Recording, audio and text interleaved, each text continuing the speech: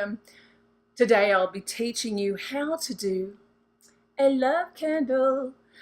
Such a lovely little love candle, and these are used basically to bring somebody back into your life that you used to have before, or keep your partner faithful, or I like to use these for love that already sort of exists in some way. So you sort of already know the person. If you don't really know the person that well, you might want to use a pink candle. Once again, there's no right and wrong. It's whatever you put into your mind or symbolize this as being. That is the idea. Because these type of things didn't even exist traditionally. This is a modern style of candle, and it's really done so you out there can visualize the intention a lot stronger. Enough on that. Now, I'm going to be sharing these type of videos from now on that are actually based on a client situation or a fictitious situation between a couple, or some sort of goal, spiritual or spellcasting goal, because I think that's how you can learn this a lot better. And in this case, I'll be doing it for a client that she's in love with a guy. Well, she's been in love with a guy that she's had a relationship with for the past 5 years. They're in Louisiana. And while they haven't married, they've had a turbulent relationship up and down, because both of them are coming from, broken marriages where there was infidelity involved. So there's a bit of hurt there in the past that people need to move forward from, okay? And so when we're moving together, especially when we're coming together as older people, and when we've had a little bit of damage, sometimes it's hard to get us together in a pure state, because we know the reality of relationships and love. And so, for many reasons, including financial, including having children and all those sort of things, it can be a little bit difficult to just say, I love you too, and skip off into the sunset. It's not that easy, unfortunately. So this type of candle will be done to help secure the bond between these two people. Okay, quite simple. So let's get into it. So the first thing we really want to do is think about deity. The purpose of all spell casting is to have that spiritual connection with deity, or some sort of divine intervention, to actually make this object not just a mundane candle, but what we want from this is it to become a magical beacon. This is our magical antenna into the spiritual world to say, I need some attention here. This is what I need right now. So this is what this is. It's antenna. If you were just doing pure black magic witchcraft, you don't even need any of this. But in hoodoo and that in our type of folk magic, what we're actually using is different type of objects to help us connect between our world here and the spiritual world to change the course of events so we can manifest our desires. Okay? So when we're thinking about hoodoo, remember this is more of an African American tradition, and some people will say, well, it came from the South of America as well, and there's been a fusion and it's come up through the South and it's integrated with all different cultures, obviously, because they don't have little red love heart candles in the middle of Africa, right? So there's many different traditions going on here anyways. So, but the point is that if you're African American, you might have a deity that is more connects you more with the work, right? So connects you more spiritually, and so you'll be using that deity. If you're Anglo-Saxon and you're doing this work, you're thinking, well, I don't have a connection with African American deity. I don't have. I'm not Catholic. I'm not a Christian. Maybe you're from somewhere in India or somewhere in China. You've got your own different deity that you've previously connected with, and you're thinking, well, I can't do this type of work right now. So what I'm going to share with you today is a way that you can jump over that spiritual hurdle, and I'm going to give you a blueprint of what I say when I'm actually calling down or invoking for spiritual. Basically, I'm putting my vibe out to the universe that I'm actually doing a spiritual a piece of work right now. I'm going from the mundane into the spiritual. This came from my training as a pranic healer. So even though I do what I do, I know a lot about pranic healing. I'm a pranic healer. And so what you're doing is you're calling out and you're invoking for divine blessing. So let's talk about that just for a second, because it's so important before you do magical work. This just means that I'm calling out to the universes, the overarching giver of energy. Because all magic is energy. All your connection to spirit is energy. And what you're doing is calling out for that energy. Even if you're calling out to Jesus, you're energetically connecting to the spiritual world. And if you're really well trained in it, or you're quite sensitive, you can feel that energy when it starts to come into your presence. It can feel really thick to some people. For me, I feel it in the palms of my hands, especially. My palms start to tingle. Other coven members of mine actually feel it in their head. It really, it's different for absolutely everyone. But this is the effect of calling out for spiritual energy and to feel spiritual energy in your space. So what I'll tell you what I say, and the idea here is to separate yourself from the mundane, going into the magical. To the universal supreme God, humbly I invoke for divine guidance, divine help and protection, for accuracy and feeling energy, for connection with my sixth sense and spiritual source. Thank you for divine power, with thanks and in full faith. So what I've done is put out my magical antenna.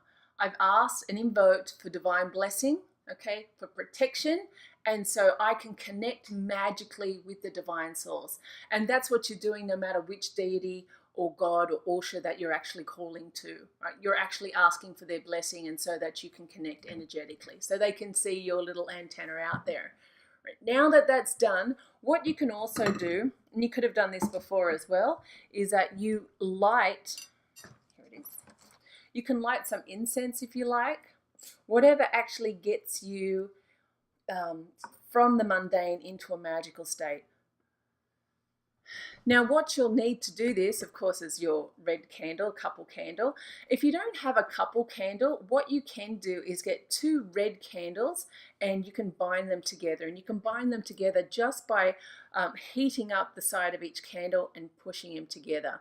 This can either be done as part of the ritual, or you can do it right now at the beginning of the ceremony, right? It's all about the intention. And if I have done it before, where you put the petition paper in between the 2 as you push them together, that can be quite nice as well. The only thing is that if you put petition papers in between 2 candles, it can affect the burning of the candle. And you'll see a lot of candles that just go up in flames and they're saying they're having a spiritual experience. They're not. That's actually like a herb that they've overly dressed a candle on, or some piece of paper that's actually caught on fire and just basically destroying your whole candle. Right. So the type of oil that I like to use is my own love oil. I'll be teaching you guys in the Hoodoo Witch class how to make your own love oil, because I think it's important to make your own love oil. But so I'll give you guys in the class the exact formula. But essentially what it has is moon water, really easy to make your own on a full moon. We've got cinnamon, of course. Cinnamon, ginger and lavender, they're keys in my love oil, because not only are these ingredients traditional, but they're very warming. They're very passionate, but not like in a sexy sort of flippant type of passionate way. There is like old school passion, something that's long term, something that's enduring. And the ginger, of course, to warm it up, because you want this to happen as fast as possible. So you're warming it up with the ginger and making everything a little bit warm and spicy. 2 other ingredients there, and of course I use blood. And so this is why it's important that you make your own love oil, because you need to put a few drops of your own blood into the love. This is what's, whether it's your own blood or menstrual blood, this is important because you're making that connection between you and the target. Okay. Now, while I do give out my own blood in this, in the Black Witch Coven love oil, I haven't you know, you only need a few drops per bottle, so that's perfectly okay. But this is why it's important that you make your own love oil. You'll say, okay, I don't have my own love oil right now. Well, there's many other oils that you can use. A return to me oil could be important if you've just broken up with your partner. You don't want to go for anything like a commanding oil, because even though you're really dominant, and you want him back, you're wanting long-term love. You want the connection to be pure and sincere. So you're not going to be commanding it to come back. If you're using a certain deity like Senamawate, you might be using an oil, a love oil, like it's red, and you'd have her red candle or her red statue to rest this by. But this is something you can consider using on the candle for that. Otherwise, come to me oil, or worst case scenario, cinnamon type of oil is perfectly okay as well. Attraction oil can be okay as well. But I prefer cinnamon oil as a go-to oil if you don't have anything, okay? Don't get too caught up on it. So the first thing we want to do, especially because this is for a client, I've got my ritual knife, okay? And what I'll be doing is actually carving the client's name on each side of the candle. So now you can use other ritual tools if you have it, like a sharp needle or pin or whatever you can use for etching. And as I'm etching her name into her side of the candle, I'm really thinking about the purpose of this spell.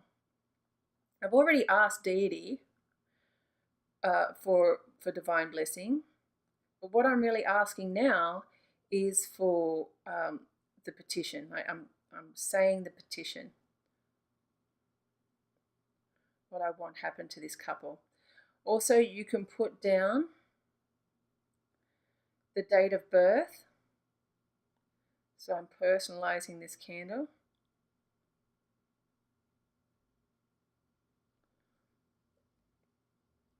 And if you think of any like astrology symbols, or there's some sort of symbol that you want to add, you can also inscribe that into the candle as well. So that's part A, okay? And then B, you'll put his name in there. So his first name is Raymond. It can be a little bit tricky using a knife. And of course, you've seen in other videos, normally I use like a big blanket type of needle, a big thick type of needle, and that could be better to use in the atame if you don't have one of these ceremonial style knives.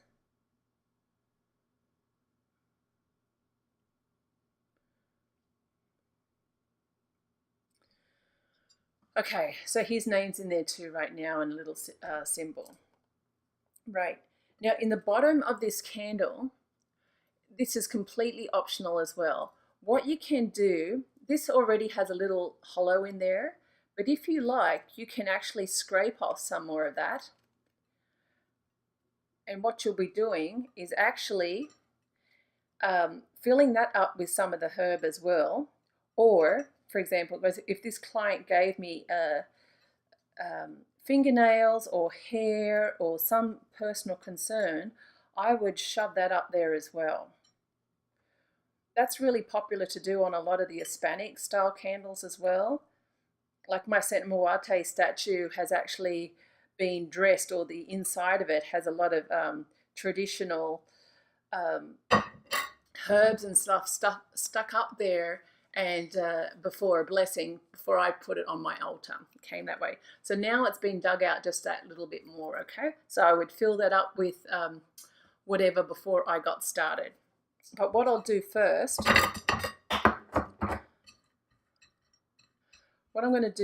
is actually put the oil on this candle. So you can write a petition.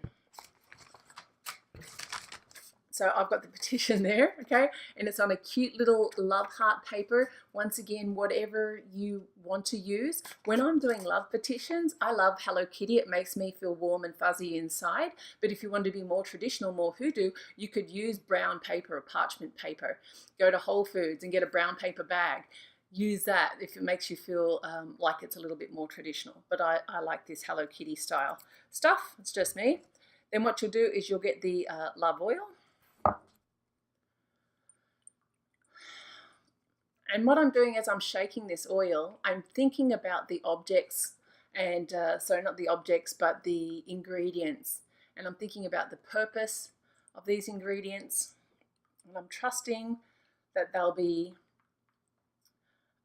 blessed so they can do the work that we're about to do. Now, I put some in my hand, I'm rubbing it together, and I'm drawing down on my spiritual guidance and thinking about people that I'll be, smells so good, doing the work for. And what I'll do, because I'm drawing, I'm using, now there's many different ways you can do this, but what I'm doing is I'm drawing it towards me. Some people say you hold the base and you can draw it towards you, but so long as the candle, the oil gets all over the candle, and I'm just thinking about the goal as I'm doing this. And this just smells so delicious. In many of my particular oils, because I do a lot of hexing and cursing work, you wouldn't be able to use your hands. I actually give a lot of brushes out with my type of oils because they have toxic ingredients. But with my love oil, it's like moon water and lavender and drop of my blood. It feels lovely. Just the texture, it feels so lovely. Remember, it's got a little bit of that cinnamon grit in it, so I can actually feel that as I'm rubbing the candle. So it feels beautiful. It feels sexual and sensual, you know. So making sure it's all covered. And you can do this as long as you're in state. Like if this was for me personally and I'm really visualizing what I want in the relationship, you could do this for as long as you feel like this is really charging the candle and really bringing in the energy. That's really quite important. Because I'm in a video right now, I'll only do this for as long as it needs to cover the candle. But if you're really passionate about this, think about it. Put some background music on. Think about, put on your favorite song and listen to that song as you're rubbing this candle, and you're really sending out that energetic vibration out to that other person. You're pushing it out there, and you're really feeling it, right? You're really setting that intention there, and that's what this is really about. And now the next step is to basically put a herb or some sort of powder or whatever onto the candle. Now, the type of powder that I'm using is a happy marriage type of powder, because I know this lady would love to get married to this guy, and so having a happy marriage would be quite important. So into maybe a little bit of love oil into this dish. I've got some lavender, I've got some glitter, and a little bit of the love oil. Now, and I'm going to put a little bit of this powder, and this is going to be my special mixture. And you can just mix it up with your hands.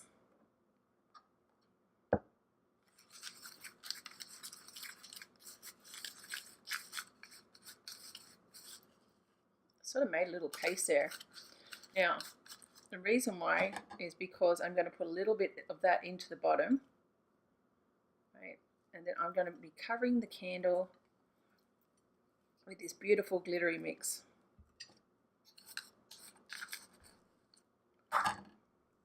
Thinking about how beautiful the relationship's going to be, how secure it will be, how the person can't resist to not have me in their life, that they'll want to come to me as fast as possible. So of course I'm thinking about this on behalf of my client. And look how great this looks. Okay. Now the rest of the herbs is going to go around the outside of the candle in a circle. So not only are we going to use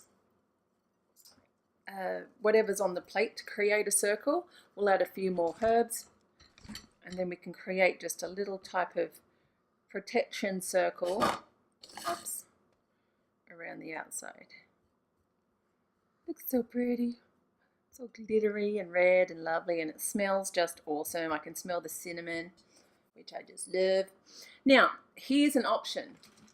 Now, if you wanted to, around the outside, you could actually add a little bit of Vesta powder. You know, that's the dried eggshell, and that's for protection. You could sprinkle that around the outside because you want to protect this relationship from outside forces, people that don't want to see this relationship get together, or to push away some of the old negative barriers that this couple may have had before. So you could do that if you like. The other thing that you could do is actually put the petition paper under the candle. That won't affect the burning of the candle, and that looks quite pretty as well. Now, if the candle base wasn't flat, you could actually either cut it off before you begin with a knife, or you could heat up the bottom of the candle and stick it onto the plate if you want. But I'm quite lucky with this one. It's sticking there quite nicely. Now that's done, before we light the candle, what we're really thinking about is the petition once again. So if it's your candle, you may have written a very long petition already, and you could state that, call down for divine protection over the relationship, or whatever you want to do. Now is the time to do that before you actually light the candle, and you light both wicks at once.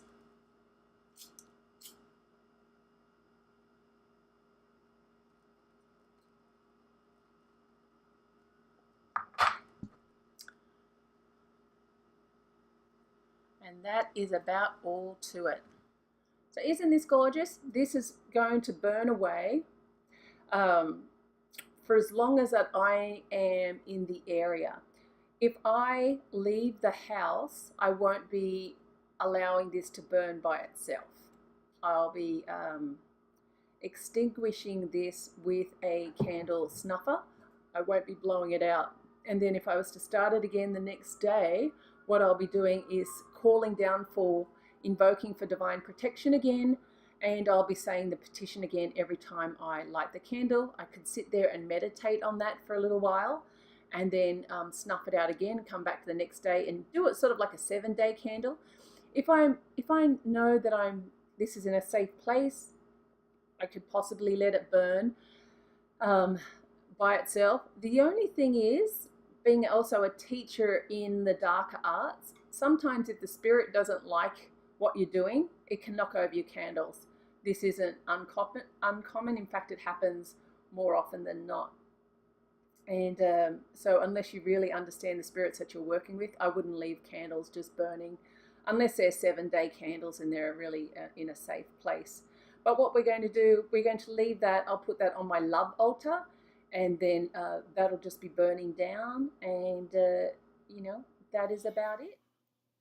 So this candle has been burning for maybe 5 minutes right now, and as you can see, it's really quite, it's nearly almost half finished. And what is happening here is that her side of the candle has burnt down much faster than his side. And what this indicates is really her desperation to make this relationship work. He's been a little bit more resistant. And of course, both sides are going to burn down because it is a candle, but the candle wick there, I don't know if you can see that because it reflects in the computer, but her wick is burning much harder, much brighter than his. It just indicates her desperation and need for this work to really to work out for the best. And so we're leaving it to Spirit right now, for Spirit to give this relationship its divine blessing, and for all to go well for the client. And so be it.